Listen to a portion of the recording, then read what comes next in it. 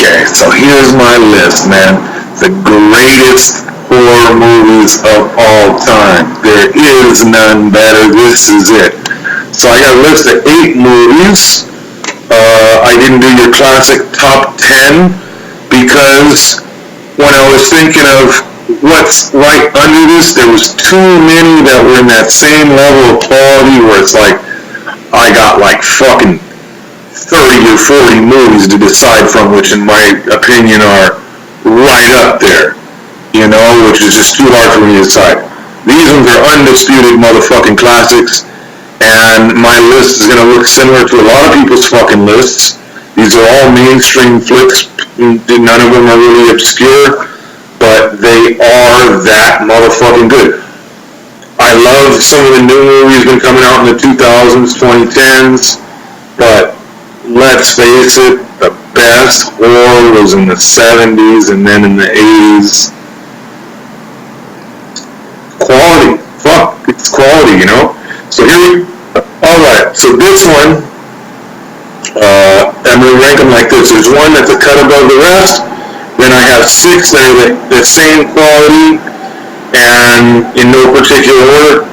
Then there's one that was one step down below that, but these are the greatest of all time. That doesn't mean it's bad. This is just in that rank of the greatest of all time, you know?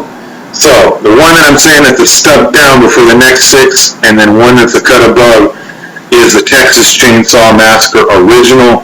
Groundbreaking as fuck. Tobe Hooper, I mean, what can you say? The grit of this movie. How fucking real everything looks, man, and the feel to it, the emotions of the characters, and just the looks on their faces, right? That's what makes this stand out from the herd, the realness, and come on, this had influence. You know, how many movies were influenced by this, or tried to rip this off and did it wrong, didn't do it that good? Let's just get real here, right? Texas Chainsaw Massacre. Alright, moving on. So, these next 6 are in no particular order.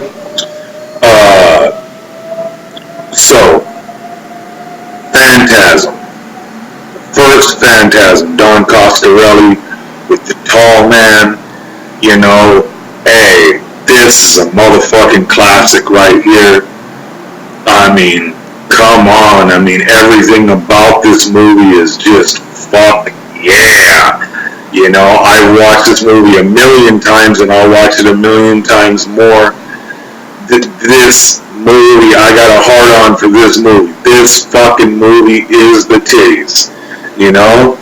And, yeah, Phantasm, the tall man, that flying ball with the fucking razors, the fucking, you know, evil dwarfs and shit. Fucking this, you know, this is the titties right here. You know, the girl, you know, when the older brother's making out with the girl in the graveyard, and then she fucking turns into the tall man kind of shit. Like, oh fuck, you know what I mean? Fucking everything about this movie, the twists and turns in it, the plot twist of, oh, Jody died with the fucking,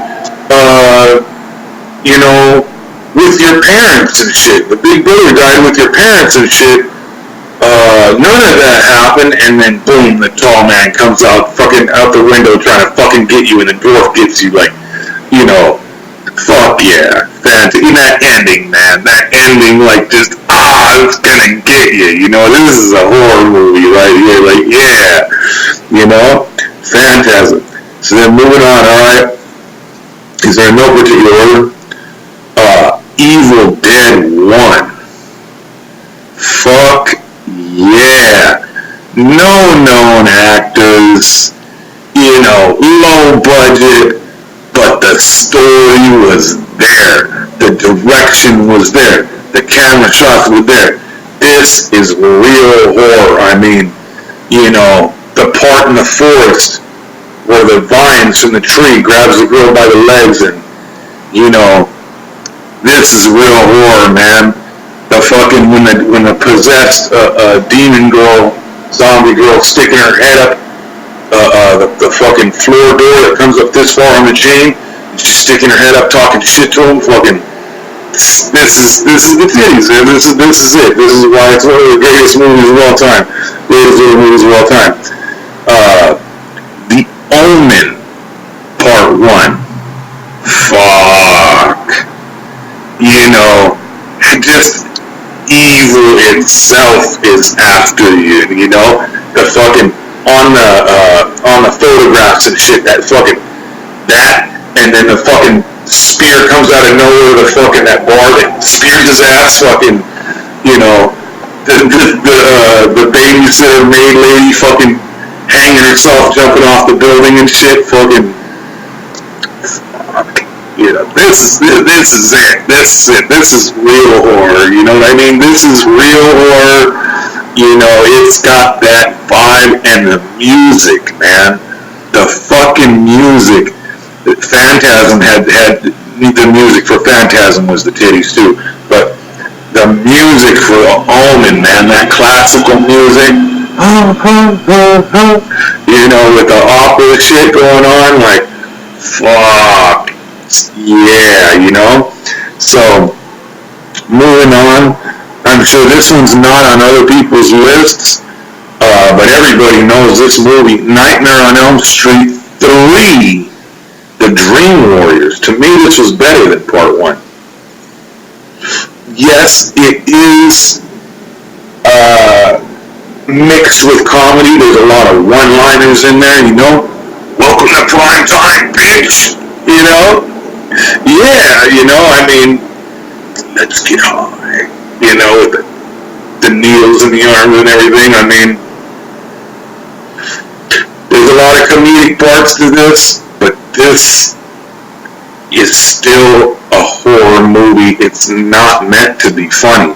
There are one-liners in there, little hints, 10% comedy, but it's 90% horror.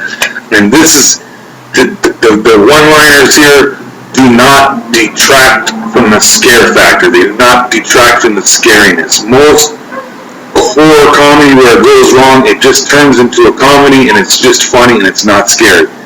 This, they still went with scary, man. You know? This was good. This is quality shit. Good story. Excellent fucking story. Nightmare Part 3 Dream Warriors, where the kids have the dream powers. You know, this is the one. This is the one, the best Nightmare on Elm Street. Okay, and the most classic Freddy and Freddy scenes are from this one. And yeah, it's a classic. Moving on, you know, we're going to talk about Amityville. You know, Amityville. One original, right? Okay, how many fucking haunted house movies have you seen that were all of them are trying to rip off Amityville, man, and none of them are as good as Amityville. And that remake, I mean, it wasn't the worst remake in the world, but it doesn't fucking hold a candle to the original, you know what I mean? It's like, you know, get real here, Amityville with the walls bleeding, and the father going insane, you know, and this is just, it's it, you know. And I really like some of the sequels, like Amityville 2, The Possession, but I'm not going to put it with the greatest of all time in this rank. Part 1 is,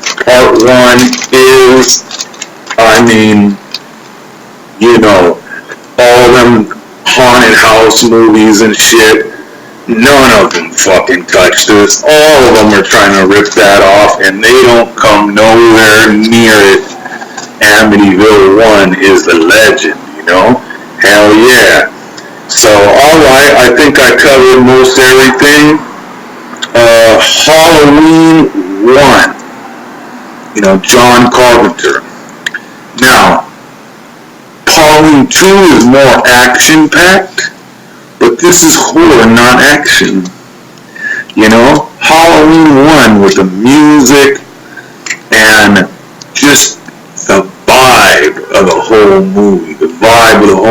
It's a slow burn, and you know, it's just like once it starts going, going, and it has some jump scares in there. There's some bullshit ass jump scares in there too, but when it gets going, when Michael Myers is coming after you, this is the movie. When you talk about slashers, and who doesn't like slashers? I think everybody fucking likes slashers, right? This is the slasher. There was giallo Italian stuff, that was like slashers that maybe were more detective movies, but they still had a psycho killer, and there was movies with a psycho killer before this, but was it done as good as this? No. See, that's the thing. Was it done as good as this? You might see other slashers that are good, and a lot of them are like trying to throw in too much action. You're losing the scariness, you're losing the creepiness when you're just bam, bam, bam, with not enough character development. You don't feel for the person that's getting killed. It's not terrifying. You feel for Jamie Lee Curtis. You want her to get away.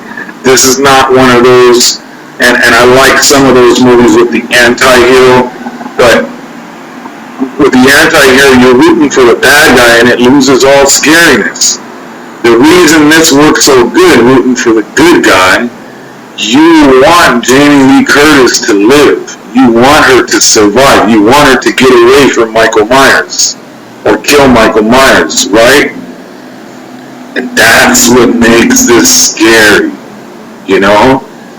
And Halloween 1. You know what I mean? Come on.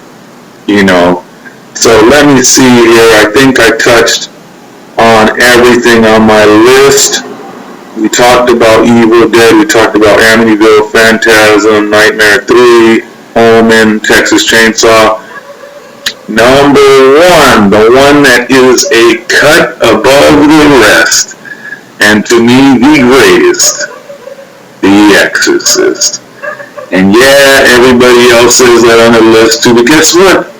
They're right. It is. It is. People try to do like creepy kids or a zombie kid or some shit in movies, especially with the kids, and none of it is done as good as that little girl Linda Blair possessed, you know what I mean? And there are some shock, like I consider shock to be exploitation, because shock and scare is not the same thing. There are some shock points with the, let Jesus, and the, let me, but it doesn't go into just exploitation territory. It uses that, but only in a few parts, and it's to add to the creepiness, to the evil. It's not just to shock you and disgust you. Oh, you saw that and you throw up, you're disgusted. No. It uses that as a vehicle to add to the evilness, the creepiness, the scariness. And Exorcist is that fucking movie, man. Like, I don't care if you're scared or not. Its intent was to scare the shit out of you. That's real horror, you know what I mean? That's real horror. How many horror movies do you watch these days? There was always shock, but especially past like the early 90s, everything just went to shit. Just think about it. We had a resurgence in the 2000s and now, but anyway, like, how much stuff do you watch and it's just not scary? Even the good ones, even the good movies these days it was disturbing but not scary. To me, that's not horror. Horror is scary. So, the disturbing ones, some of them are good, the ones that work are good, but it's still really not what I'm going for. It's still really not horror, and the ones that are creepy, disturbing, like I said, it's not exactly the same thing as scary, and the other ones that are shock, some of that's cool, whatever, here and there. I've seen so much of it that it's nothing new, but if you came up with something original, I'd be like, oh, that's cool, but it's still scare, shock, and disturb are three different things. And people are trying to lump the definition of horror to be to scare, shock, or disturb. I disagree with that. I'm a purist. I'm saying just to scare only. Its intent is to fucking scare you. Horror movie, a scary movie. Scary. You know? Now, I like some of the disturbed, some of the shock stuff too, but it's like, I want vanilla ice cream, this is my vanilla ice cream, and you're trying to give me fucking chocolate vanilla swirl, or raspberry vanilla swirl. I don't want raspberry vanilla swirl, I wanted the fucking vanilla original. I want horror, scary. Yeah. Exorcist, number one. There it is there, that's my list. You heard from the kid, there it is there, cause I said so.